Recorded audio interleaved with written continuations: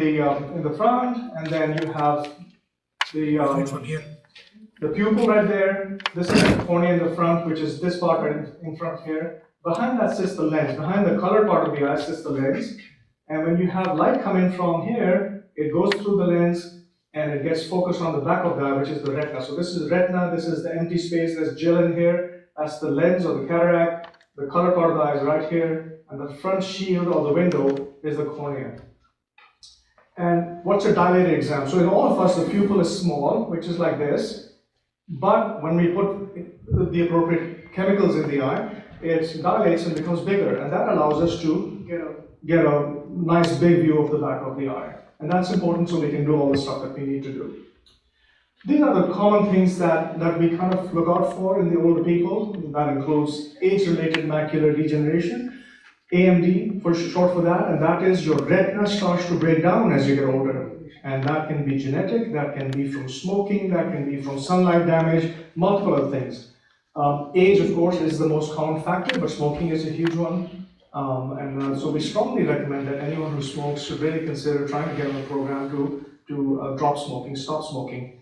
And believe it or not, it takes about 10-15 years for the effects of smoking to slowly go away. So if you stop today, you won't get the benefits of stopping smoking for about 10 years. The lung will not recover, for example, for 10 to 12 years. So if you stop at 40, maybe by 50, 52, you get a nice effect of stopping the smoking. But your risk for example, lung cancer stays high, higher than someone who's never smoked. Cataract, we kind of mentioned. Diabetic eye disease. So diabetes is a very, very common thing that we're seeing now for the last 15, 20, 30 years. I think it's our lifestyle, which is very sedentary. We don't move around a lot. Our forefathers used to spend much more time walking. We don't walk as much. We drive everywhere. We don't do, and you think you're walking around the house and cooking meals and cleaning up and dusting. That's not walking. That's not exercise. That's just normal sedentary action that everyone does, and that's really not exercise. Glaucoma is high pressure in the eye, which happens again with age. Not to everyone, but some people get it. And the high pressure in the eye causes damage to the optic nerve. Optic nerves, the cable, for example, the fiber optic cable, for example, that takes the information from the eye to the brain so that you can actually understand and see what's being shown in the eye. And that gets damaged with glaucoma. Women especially, and also men, will get dry eyes as you get older.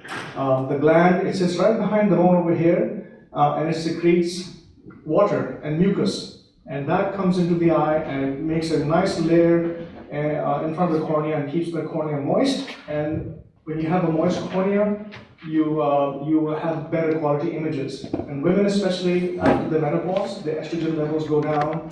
And as the estrogen levels go down, those are tied into the production of water. And when the estrogen levels go down, water production goes down. Women especially will get more dry eyes than men. Men get it, but women get it more often. And then low vision from any cause, basically. So we kind of talked about age-related macular degeneration. It's basically an older people disease, and it happens when the retina starts to break down because of the breakdown of the retina because of age. It preferentially affects the middle vision. So if I'm looking here, when I'm standing here, I can see all the way out till here. Okay, that's my field of vision. So my right eye is seeing all the way out till here, and it crosses all the way up to my nose, and then the nose blocks it, right? And this eye from here all the way to the nose over here. So when we have both eyes open, you can see the whole thing from almost here to almost here. The central vision is the most important vision. That's what you use to thread a needle, to write, to recognize people. And that's what gets preferentially damaged in macular degeneration. And so imagine your life if you can see all this, but not the face of someone you love. So you're sitting in front of your child or your grandchild, and you can see the bottom of the baby, the top of the baby, but you cannot see the face. And that's terrible. But it happens. There are two types, the dry kind and the wet kind. Dry is slow, it moves slowly. If I had to have one, I would probably want to have the dry one. The bad news is there's no treatment for it. So eventually in 5, 10, 15, 20 years, it can go bad and then there's no treatment for it. The wet kind actually has a treatment for it. We give very, very fine needle shots in the eye, and that chemical makes the wet kind become less and less and less. So we can keep it at the same spot and not let you get really bad disease. And how would you know you have macular degeneration? Does anyone have an answer? You can't see. Well, eye exams. You don't want to get to the point where you don't see. So what I'm trying to tell you is you have to have an eye exam once you hit 50, 55. You have to be nice to yourself, get an eye exam done, and hopefully you don't have anything, but if you do, it's better to catch it at 50 instead of catch it at 70 when it's gone bad. So, so there's something to think about. So who is at higher risk for macular degeneration? Of course, older people. Age is the most common factor. And then we kind of talked about it. Genetics, which is the family history. Sorry about that. Genetics, which is the family part of it. Smoking, being fat, being obese. And then, of course, Caucasians are slightly more, Eastern European ancestry is slightly more common in with AMD. So this is what I was talking about. So this is normal vision over here on this side, and this is what one would see if they had central loss of vision. So you can see the sides, you can see the top, but the middle part goes bad, and that's unfortunate. This is really sad.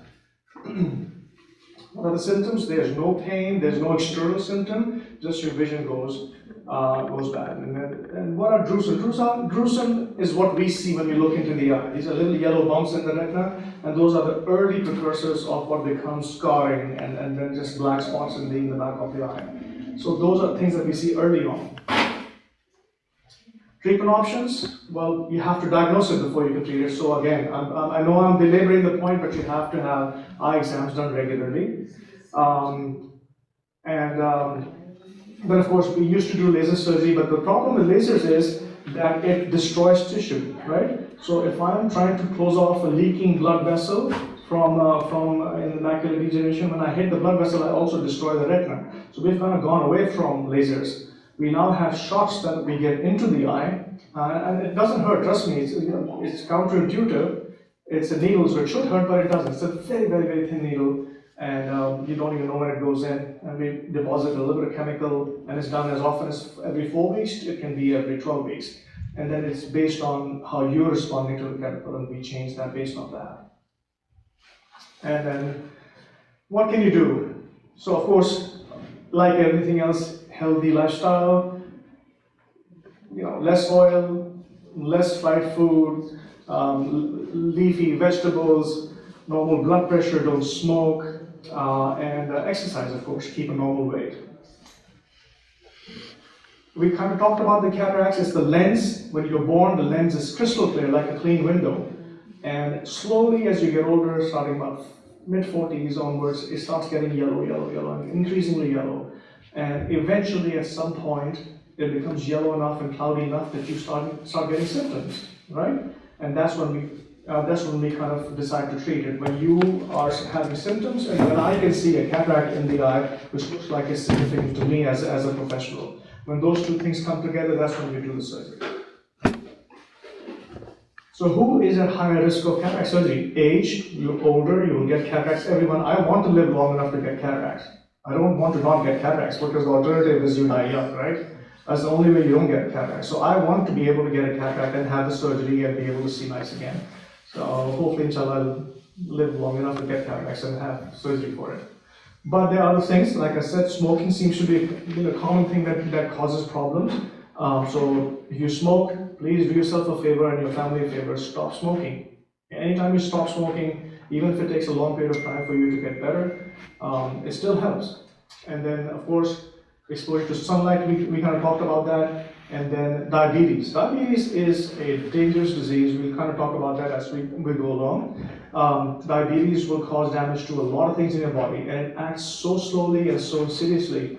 It will damage your heart, your kidneys, your brain, it will give you strokes. You will get on dialysis eventually if you're not careful.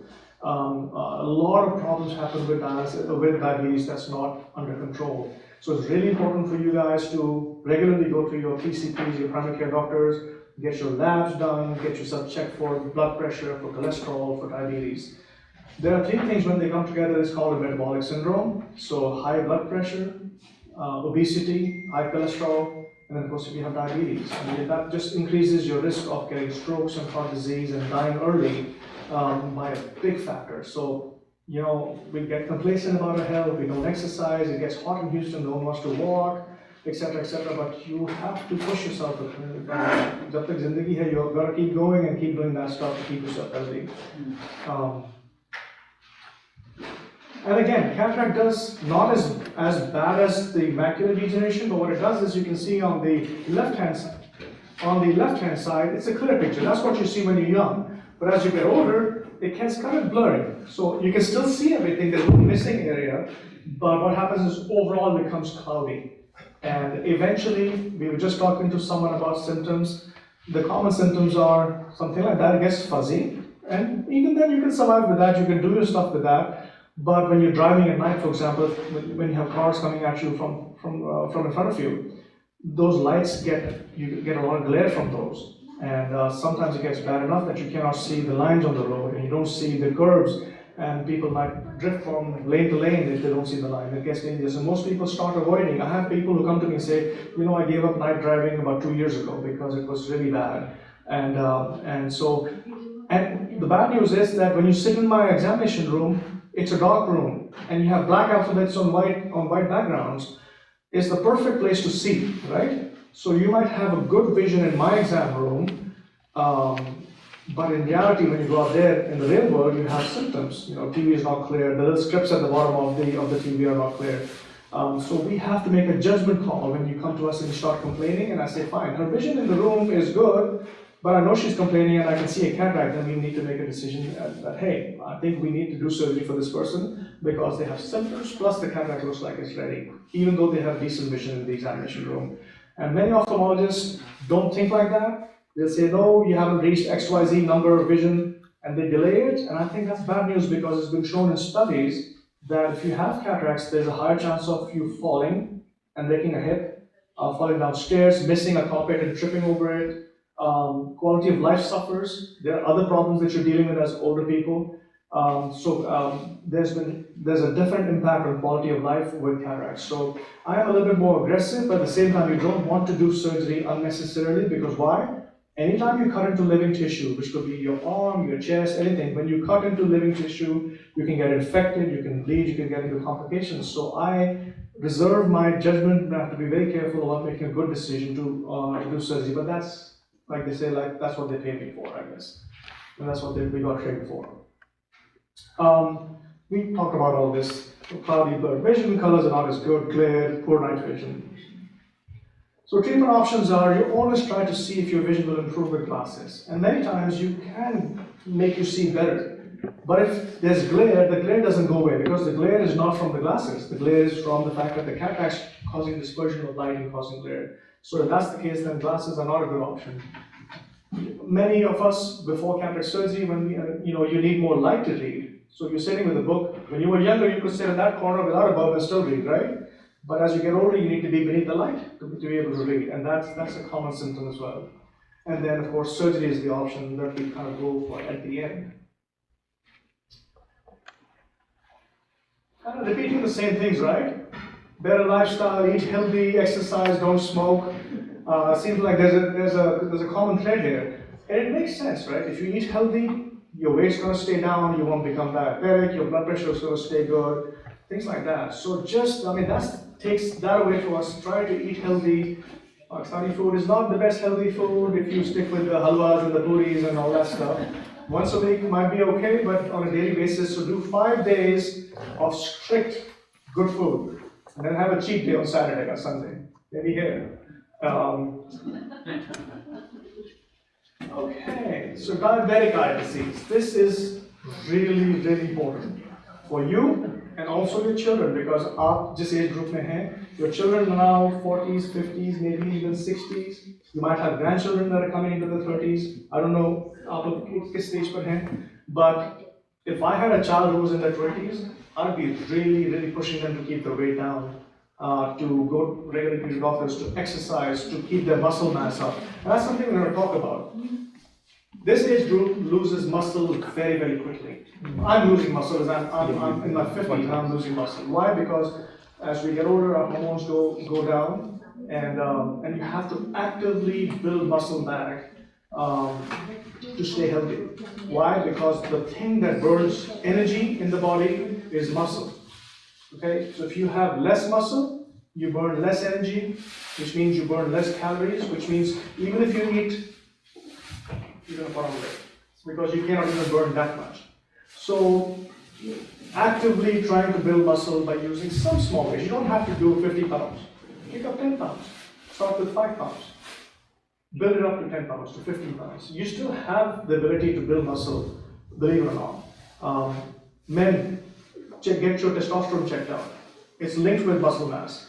We all, as we get older, lose testosterone levels, and that should be checked, and there should be some supplementation, but I'm not the right person for that. Your primary care doctor should be the person talking to you about that and checking that, just like your prostate levels should be checked for prostatic cancer and things like that. But that's what the primary care doctors are there for. Discuss these things with them and see what they can do with you. So I kind of digress, but it's important. So what does diabetic retinopathy do? Diabetes, when it first starts, does nothing. There's no visible sign, and that's many times when we see diabetics in our clinic who are 2-year diabetics or 5-year diabetics, we see no damage. But it doesn't mean there's no damage happening. What's happening is the damage is happening at the microcellular level, at the very, very small capillary level. And what does diabetes do? It makes the blood vessels shrink, tighten up. So imagine after you have a pipe that's this big, and how much water flows through the pipe depends on how much pressure you have, and what's the size, the caliber of the pipe, right? Say the pressure stays the same, your heart pumps at the same speed, at the same strength. If your pipe is narrower, you get less blood going through the pipe. Make sense? So the small and medium-sized blood vessels close down with diabetes eventually in 5, 10, 15 years. And they become narrow, and what does that do? It decreases the amount of nutrition, the oxygen that's going to tissues. And that's what causes damage to the tissue. Eventually, you have such little value going to the tissues of oxygen and food, the tissue starts dying. And that's where the problems begin, bleeding, hemorrhaging, and other problems in the eye. We'll come to those. We just talked about that. And again, diabetes will have splotchy bleeding in the retina. You'll have small little dots of bleeding initially, and then those splotches become bigger. And then the retina becomes fibrotic. It becomes like, instead of staying soft, it becomes hard, and it starts to pull. And then you can get these areas of loss of vision, splotchy over here, then over here, a little bit over here, and then it can get worse from there. Like I said, no early warning signs, but later on you can get issues with the eye. And then one of the treatments for diabetes is, number one, you need to take care of yourself and try to keep your sugar in control. Insulin is not a bad thing. Okay? Insulin is not a bad thing. Diabetes happens because of two things. You're fat and your insulin doesn't work because you have insulin resistance, or you're not making enough insulin. Right? So you have type 1 diabetes, but you don't make any insulin, and those are younger people who get diabetes. Thus, a 10-year-old has a diabetes. That's a type 1 diabetes. It's just born that way, it's genetic. But most of us, when we get diabetes in our 40s and 50s, that's because we get insulin resistance and our pancreas doesn't make enough insulin. The treatment is, if you're out of control, see an endocrinologist. If your PCP cannot control your sugar, ask them to send you to an endocrinologist who does nothing but diabetes and thyroid diseases all day. That's what they do. They're very good at that. And they know probably more than the PCP does. So chances are your PCP will be just fine taking care of you, but if you're not, then you go to an endocrinologist and get yourself checked out. So there's a test called, it's surprising how many people don't know about this. There's a test called hemoglobin A1C. The A1C is like an average that you see how you did over the last 3 months. If I check my sugar right now, what am I finding out? I'm finding out my sugar at this point, right now. I don't know what I was at 9 o'clock this morning. I have no idea what I'm going to be at 9 o'clock at night, right? So it's deceptive. Now nowadays we also get those little patches. You put it into your skin and you hold it there for 2 weeks, and it gives you readings on your phone. So that's really good. I put on one just to see how it would be, and it's dramatic how you get in tune with that. I was checking my phone every half hour to see how I was doing on my sugar, right? And you become very, very acutely aware of what your body's doing. And I think that's the key thing. If you are aware of what your body's doing, you gotta be careful. So I was trying, when I had that thing on, for about a month, I had up around the last 2 weeks or so. I was checking my sugar every half hour, and before I ate something, I was like, oh my God, let me see how many carbohydrates. I don't want to see that spike on my phone, you know? So that's a good thing. If you are diabetic, ask your doctor if you can get that kind of follow-up on those things. And then for diabetic retinopathy, if you have it, number one, diet control, number two, lasers, and then again, shots in the eyes. If you have swelling in the back of the eye and leakage of fluid in the back of the eye, that drops your vision, then you can get shots in the eye, and that's really useful and has really changed the game in terms of controlling eye disease with diabetes. Again, don't smoke, exercise, keep your weight down, control your blood pressure, control your cholesterol. Remember the metabolic syndrome we were talking about? Glaucoma, high pressures in the eye causing damage to the eye. African Americans are much more likely to get it. Anyone over the age of 60, 65 is likely to get it if there's a chance. And then people with family history of glaucoma, it is partially genetic. Again, now, as opposed to the other diseases, glaucoma takes away peripheral vision. Central vision is preserved for a long, long time. You'll be able to see centrally, but you lose side vision. It happens so slowly that most of the people who have glaucoma don't even realize it until the loss comes right over here, and then you go, oh my God, I can't see over here. Then you go to a doctor, and by that time you've lost 80% of your nerve, 90% of your nerve. It's really unfortunate because it's an eminently treatable problem. And how do you pick it up? Eye exam. Get yourself examined. It's better to catch it when you have 10% damage or 20%, even 50% damage. The medicines are really, really, really good. If you get caught when you have 50, 60% damage, you're not going to go blind in your lifetime if you're careful with your medications. If you get caught at 90% and you're 85, you'll probably not go blind because you have less time to live, right?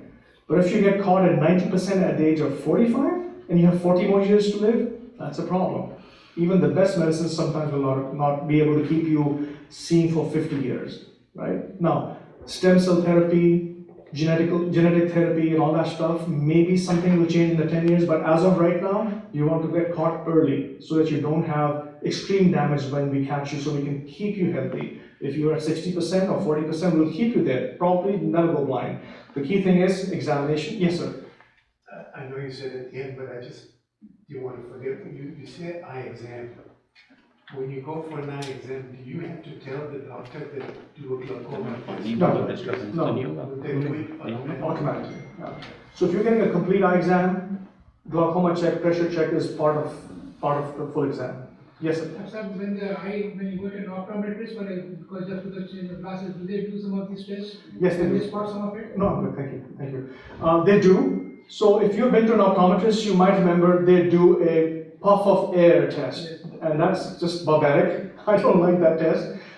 We actually touch your eye with a little instrument, and you don't feel any of that, and that gives a much more accurate reading. But they also do it with that puff of air, and it's good. It's pretty good. It's accurate. That's better than not getting it done at all. So do go to an eye doctor. If you have medical problems like diabetes, cataract, hypertension, cholesterol, I would rather go to an MD doctor because they're more in tune with your body than the optometrist. Also, MDs get trained more consistently. That's just how it is. I'm not trying to badmouth the optometrist. Some of them are excellent. There's Ali Somji is an OD who works in Sugarland. He's excellent, very, very good. But not every OD is as good as most of the MDs are. MDs go through a very thought out process, and all of them go through the same procedure. Now they can still be good and bad MDs, but the chances of getting a really bad really bad MD doctor, eye doctor is very small, and getting a really bad optometrist, much more likely. Yes, sir. Is glaucoma stoppable or reversible? It's not reversible. It's not reversible. No. What you've lost is lost. It's nerve tissue. Nerve tissue never comes back. At this point, it's not reversible. Is there a concrete research going on in how many years? Always, yeah. And with this CRISPR technology and all these things, there's a chance that you can actually stop and treat it and stop the progression. But if you've already lost 90% of your nerve, that 90% not coming back. You still will always be left with 10% only. At this point, regeneration of neural tissue is not possible. right? There are some things that regenerate, neural tissue does not regenerate. So once you lost it, which is why it's critical to catch it early. All right. Incidentally, Yes, sir. this program is being recorded, it will be posted on the IEC website. So if you need to refer to it or tell the friends that are not here, please do so. It will be posted, I think, by Irfan in another 3-4 days. That's awesome. Thank you. Okay. Again, glaucoma is dangerous because there's no pain. There is no symptom until your field becomes narrow and then you say, oh my God. And that's when you find out. Or you go to get an eye exam.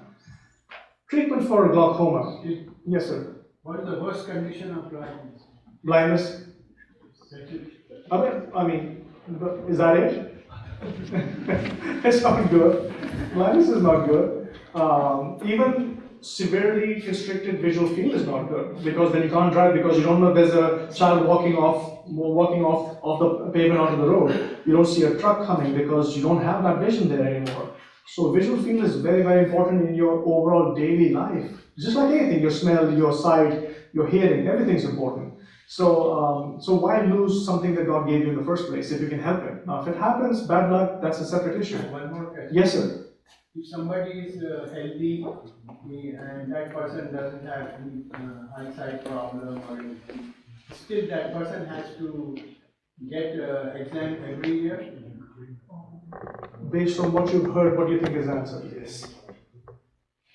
Even if you're seeing all right, there's no. So what happens to the person who suddenly gets a heart attack at 52? No, that heart No. Perfectly normal, fine. Perfectly normal guy going about their business, no issues, nothing, no blood pressure, no diabetes. People die at 42 nowadays. Yes, we just lost 2 people. Yeah, people die regularly, young guys. I've just lost a friend at 53.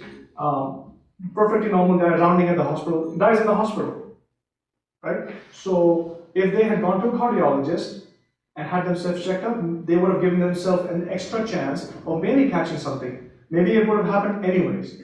But the whole point of preemptive checking is that you want to catch things before they actually happen. And the only way to catch things before it happens is by going there and wasting your time in the sitting room, reading junk magazines, waiting for the doctor who's taking too long, spending too little time with the doctor because they're busy seeing 60 patients. But at least you went. They did what they had to do, and they told you, hey, clean bill of health for the time being, come back in a year, right? So yes, is it a pain to go to a doctor's office and waste your time sitting there? Yes, but it's important, and it really does serve a purpose by catching things early. When you're involved, you don't have anything to do anyways. I would not know. I'm not old yet, so I don't have time. But I guess I'll get there, inshallah. Gigi, boliye. So if someone is like my sister in India, she's like almost 88, and she had her cataract done, but one of her eyes she's not able to see very well. So could it be? It's not treatable, they say. So I'm just wondering if the other eye will be affected as well. That kind of depends on what it is. If it's glaucoma, then maybe the second eye has glaucoma too. If she had something else that was just one eye, then it's probably not going to affect the other eye. So that ophthalmologist will be able to give a much better answer for that. It's not always. It doesn't have to be always that Joey can't feel that it will also happen in the other eye, right? Well, we talked about that. We kind of talked about dry eye too. As you get older, dry eyes will affect you. What are the treatment options for dry eyes? Is, like we said, women are much more likely to get dry eye. It can occur at any age, but older people get it more frequently. We talked about the symptoms. No, we did not talk about the symptoms. So a lot of people ask me, hey, I've come to you with tearing, and you're telling me I have dry eye. How does that make sense, right? And I mean, it doesn't make sense. I'm tearing, you tell me I have dry eyes. So what happens is there is a feedback loop in the eye. If the surface of your eye is injured from being dry, it causes symptoms. It causes irritation on the surface of the eye. That symptom is fed back to the brain, and the brain says, oh, dry eye.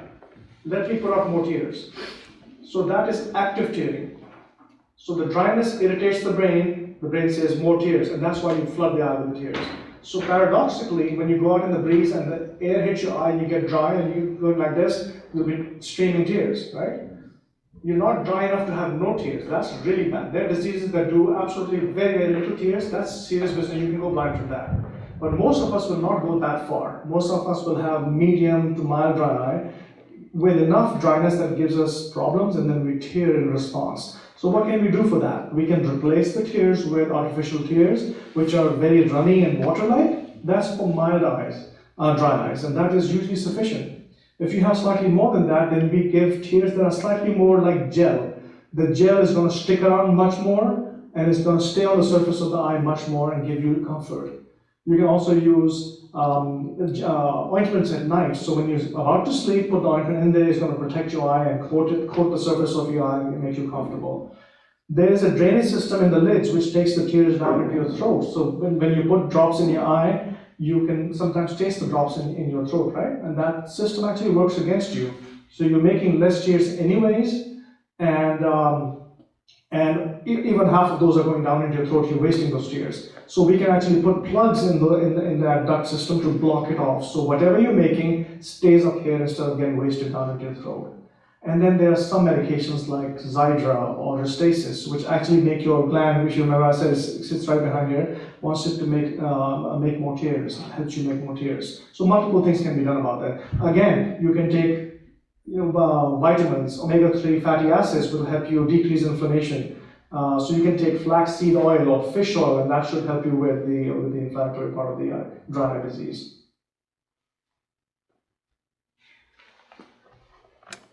Again, you can also use purifiers and filters and avoid dry conditions, use lubricating eye drops, and of course visit us if you want. We're not going to talk about this. So those are the common things I wanted to talk about. I'm going to open up the floor for discussion.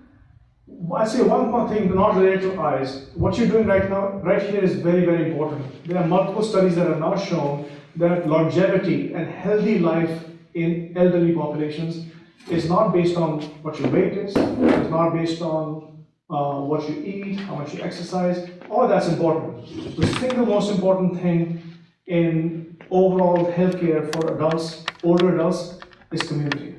So this is really, really important what you guys are doing. The community, having good friends around you, having a sense of people supporting you. So develop good friends. Cultivate your friends is going to keep you healthy. Long term is going to keep your mind healthy. Elderly people have a lot of depression. They don't know. They don't talk about it.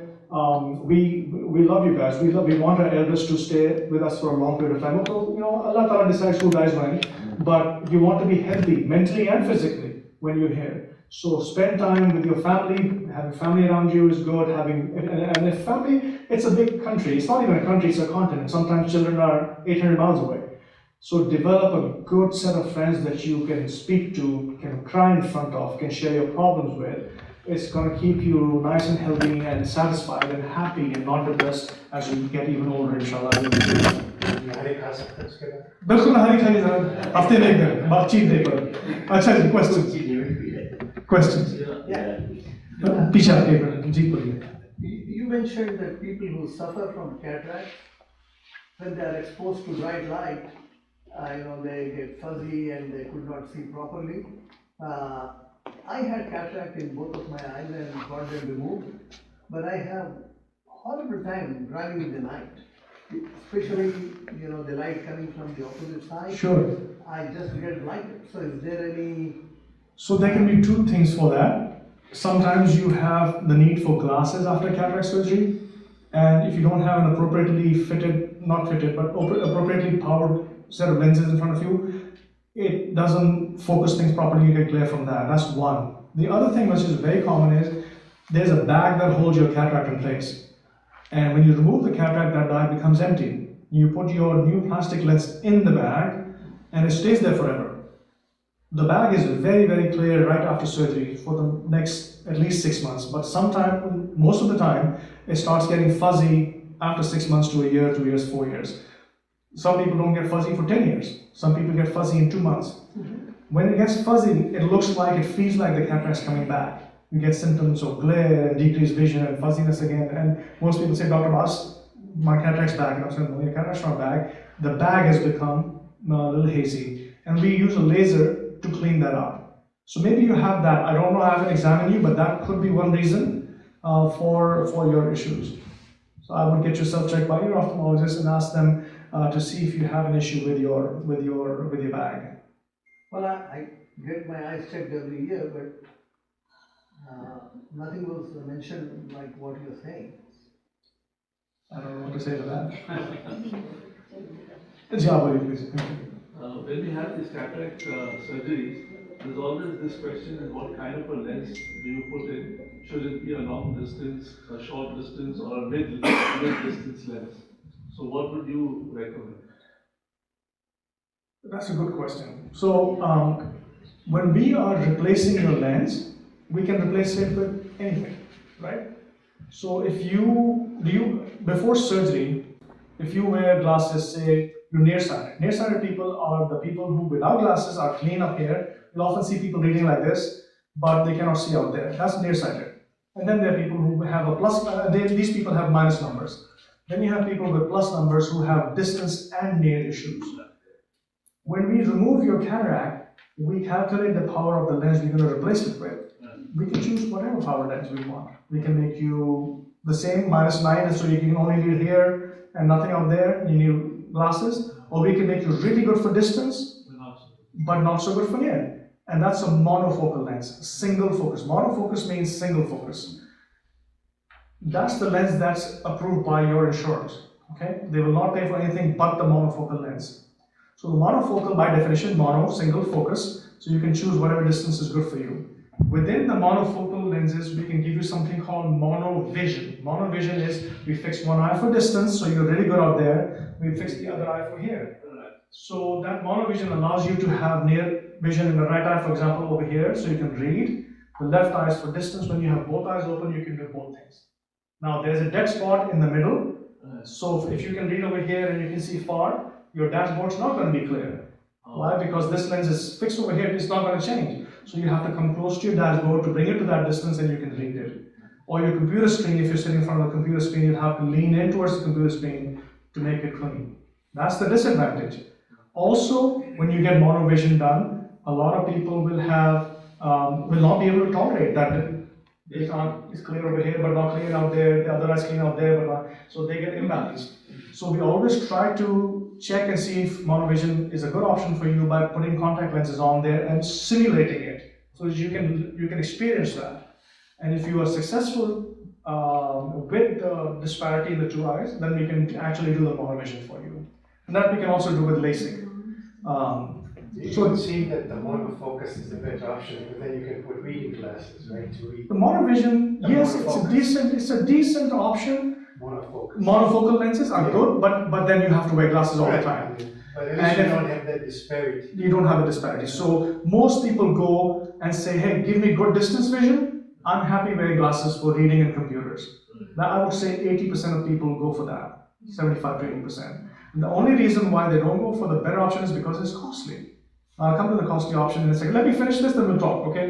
So then we have people with astigmatism. Everyone has astigmatism. Astigmatism is when you have uneven curvatures on the cornea, right? So if you look at Imambara ke upar jo gumbad hota hai, right? If you have a good architect, you can stand on this street or that street or north and south street. The dome is going to look perfectly round. Why? Because the architect calculated how the curvatures on the dome. In the eye, I don't want to say God is not a good architect because he is, but the corneas are never perfectly round. Never. I've never seen someone with zero astigmatism ever in 25 years. Why? Because that's just nature. Nature is imperfect. It is perfect, but it's imperfectly perfect. So that by definition is astigmatism. You have a curvature that's slightly more curved and in the other direction is slightly flatter. So that's astigmatism. I have it. I bet you all have it. Usually it's very, very little and it doesn't impact your vision too much. Having said that, if I treat that astigmatism in your glasses, you'll say, oh, better, right? So we don't have to treat that level of astigmatism. Now there are people who have a lot of astigmatism, and then we either have to put those treatments in the glasses or contact lenses. We can also make some cuts on the eye when doing surgery to decrease the astigmatism. And that's called an LRI, a limbal relaxing incision. And that allows us to cut that astigmatism down and give you better vision after surgery, right? Then there are lenses, that the same lens that I put in your eye, and those have built-in correction, just like your glasses have built-in correction. That lens goes inside there and neutralizes the astigmatism. That's a great way to do it. Why? Because it's sitting inside your eye, and then you don't have to wear glasses for distance vision. So that's the next tier up. So monofocal covered by insurance, toric lenses, toric means astigmatism, treating lenses not covered by eyes, by insurance. So you have to pay roughly $1,200–1,300 out of pocket per eye. So you're talking about $2,300–2,400, but the benefit is you see really nicely, right? Then there are lenses that allow you to see here, here, and out there without glasses. And you can do 90% of your stuff without glasses. And those are multifocal lenses. Multifocals, multiple focal lenses are clear. So you're clear at all these locations. There's still the dead spots because we're not God, Nazullah. So we cannot give the whole range like you had when you were young, but we can do really well. And you clear it multiple, and that's a really good lens, but it's expensive. It's about $2,300–2,400 per eye. Multifocal lenses. The toric lenses. Toric lenses for astigmatism. So that's why that discussion is done. Obviously, we have a vested interest, we make money. So if you're running a business, you're trying to help people, but you're also trying to keep your doors open and pay for the equipment and pay for your own salary. So when you upgrade, we make money off of that. I mean, I'm not going to lie to you, right? So it's a business. Reality is our kids have to go to school, we have to pay our rents and all that stuff. So we do look at that aspect and we try to push those things. But if it was bad for you, most good people would not push for bad things, right? It's good for you and we make money, it's a win-win for all of us. One more thing I had, this one eyelid has drooped. Yes. Is there anything that can be done to bring it back? Because surgery can be done. Your insurance will only pay for it if it's bad enough to cause loss of upper vision. Right? And there are tests to check for that. If it shows that you've lost upper visual field, we send that report to the insurance and they will approve it. So is there any side effects or danger or risk? For the surgery? Yeah. Yes, of course. You can get problems. I mean, I don't want to get into all the complications that can happen, but most of the time nothing happens, right? Surgery goes very well. It's a nice procedure. There are people who do nothing but that. They're very good. In fact, one of my students from AKU, she is a prominent oculoplastic surgeon here. That's all she does. She's very good at it. Apne Chaudhary Saab bhi hai, Imtiaz Chaudhary karke, he works at St. Luke's. He also does lids. So two Pakistani doctors who are very, very good at this. So if you ever need to get this done, so they're going to ask for the visual field. So aapki jo ophthalmologist hai, ask them to do a visual field assessment. And then once that's done, if you fail that test, then the insurance will pay for it. Okay? Thank you. What is the question that we asked? Droopy eyelids, if something will be done for that. We all are going to get droopy eyelids, okay? So there's a difference. There's a difference because when the lid margin, which is where the lashes are, if that comes down and to the level of your pupil, that causes you to lose upper vision. Because it's right? So that if you can prove that, then you can go ahead and get the surgeries done for that. Most of us are not going to have that lid margin coming down. Most of us are going to have loose skin, and that is extra skin. And if you pick that skin up, your lid margin is perfectly placed. And that is not covered by insurance, they will not cover it. Yeah. And you need to have an ophthalmologist look at that, run the test to see if you fail it. If you fail it, then we can push for it. Yes, ma'am. I was listening to you when you were talking about after cataract having laser surgery with your ophthalmologist.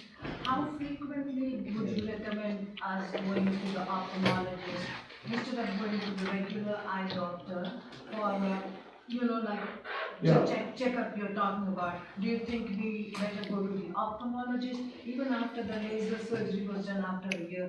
Sometimes they ask you to come every year, once a year.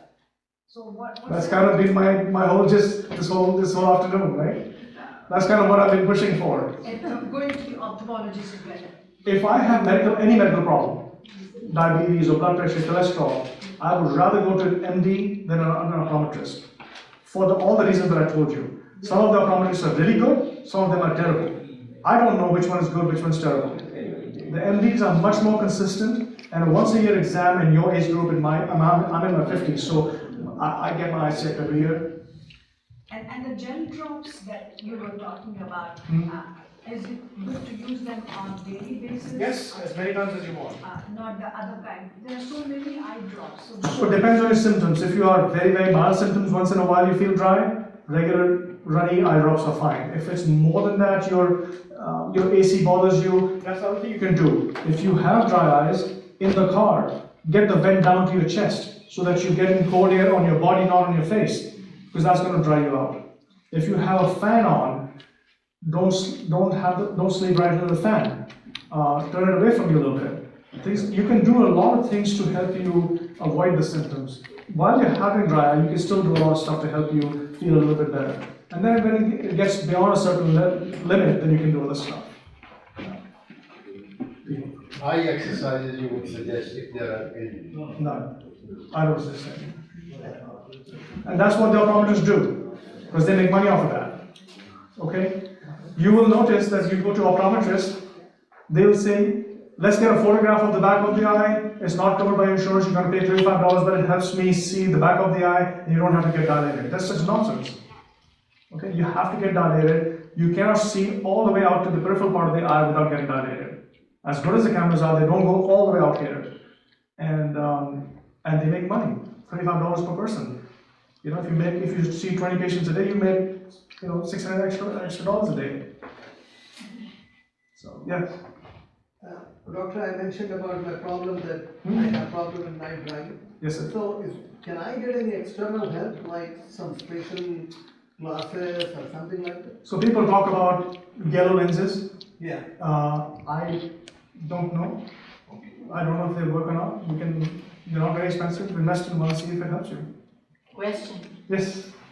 So when babies are born, you get a heel stick done to find out if you are born with any diseases. You said everybody has astigmatism. Is there any studies that studies babies, newborns, or is it our own doing that we get astigmatism as we grow No. It's normal. Babies are born with astigmatism. Yes. Everyone's born with astigmatism. It stays. You don't have to treat minimal astigmatism. Very important question. So we all have children now who are having children. That's from a doctor. Yeah. Okay. So I see children at the ages of 6 or 7 years old having their eye exams for the first time, and they're blind in one eye, and they see just the biggie or even not that. And the reason why that happens is because they have a difference in the numbers of the two eyes. The brain in children develops from the day they're born to about 6 or 7 years old. That's the window in which you can cast these things and treat them. What's the treatment? Glasses. Okay? When you have a newborn, they need to get their first eye exam in the first year or two of their lives. They have to. Because you can cast that at that point, and you can give them glasses at the age of 2, which will equalize the image in both eyes, and that will allow the brain to develop the nerve properly on both sides. So if this eye is +4, this is normal, the brain will shut down the +4 eye because it's giving a blurry image. So the brain wants to work as little as possible. It has to work more to clean this eye up than it has to work for this eye. So it says, I have good images in this eye, right? I don't want to do the extra work of trying to get this eye clean. It's going to shut that eye off. And that's called lazy eye. In our terminology, it's called amblyopia. And in this case, it would be refractive amblyopia, meaning because there's a difference in the refraction of the two eyes, it shuts off the eye with a bigger number. If you have a child that has a squint, one eye looking in this direction or the other direction, that's an emergency, because the brain gets confused. This eye is looking over at you, this eye is looking at him. And it says, I don't like seeing these two images. I want to see only one image. It's going to shut down the eye that's turned in or turned out, and only keep the eye that's straight.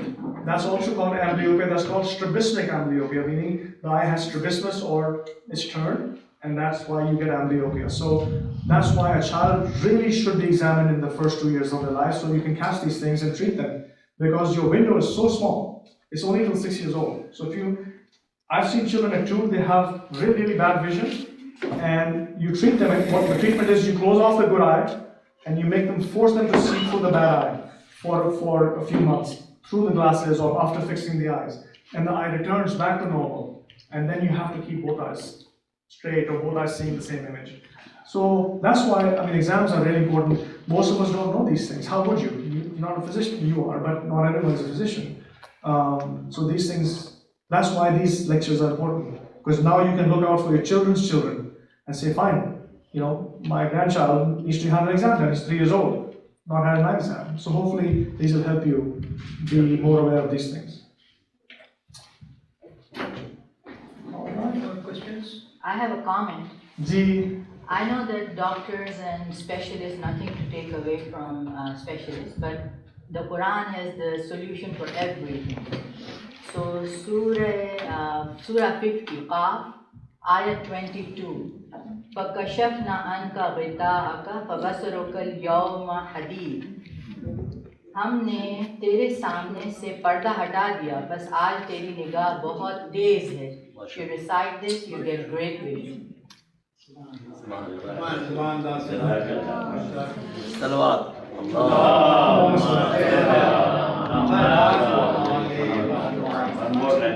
TV can damage the eyes. Watching too much TV, little TV, the eyes become burning. Is it damaging? So it's a myth. It's a myth. TV doesn't damage your eye. Or sitting too close to the television. No, even that doesn't damage your eye. Playing video games doesn't damage your eye. You can tell your children it does to keep them away from it, but it doesn't damage your eye.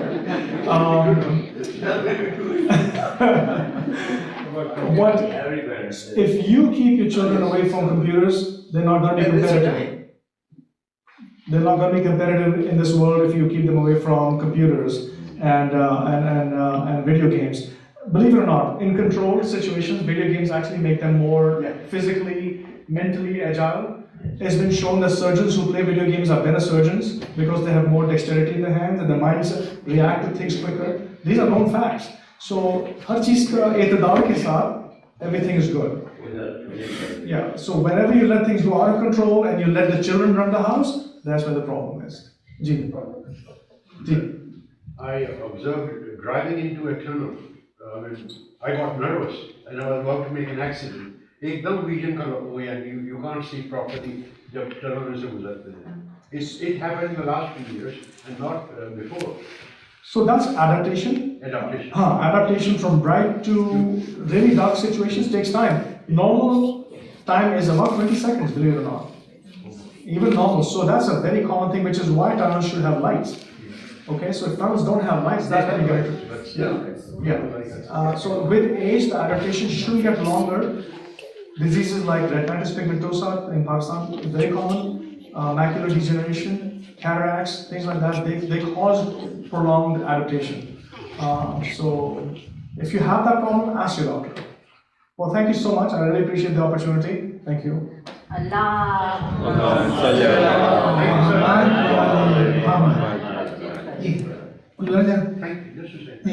Thank you very much, Dr. for your coming here once again. And I think we'll get his card and post it along the AL-SADIQ web group in the WhatsApp, and also I think in the Jafaria buy and sell area, and that will be useful. This lunch that we serve and some of the activities we have, of course the speakers are all volunteers and they help us understand our issues and motivate us to meet again and again. But this is, if any of you would like to contribute towards the event that we had today, in terms of food sponsorship and so on, Brother Yasin Naqvi will be happy to collect it from you.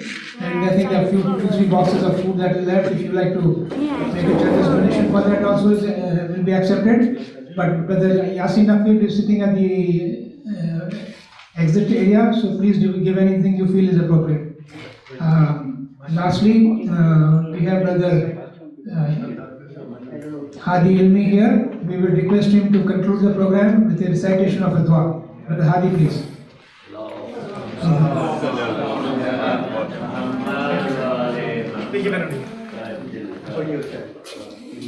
Incidentally, we have been taking pictures on the men's side all along. I think ladies don't want it, so we will avoid doing that. If people decide to want a picture taken, we'll be happy to do that. At the end of the program, we have been taking group pictures of all the attendees.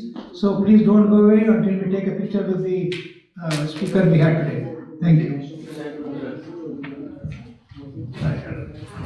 بسم الله الرحمن الرحيم. اللهم صل على محمد وعلى آل محمد. رب اغفر وارحم وأنت خير الراحمين. ربنا إننا آمنا فاغفر لنا ذنوبنا وقنا عذاب النار. اللهم أدخل على أهل القبور السرور. اللهم أغن كل فقير. اللهم اشف كل جائع. اللهم اسق كل مريض. اللهم دين كل مدين. اللهم فرج كل مكروب. اللهم رد كل غريب. اللهم فك كل أسير. اللهم اصلح كل فاصل من امور المسلمين. اللهم اكف كل بليغ. اللهم سد فقرنا وغنائك. اللهم غير سؤالنا بحسن حالك. اللهم اجعلنا دائما عقيلا من الفرق انك على كل شيء قدير. اللهم ايد المسلمين والمسلمات والمؤمنين والمؤمنات في الارض جميعا برحمتك يا ارحم الراحمين. وصلى الله على سيدنا محمد وآل الطيبين الطاهرين.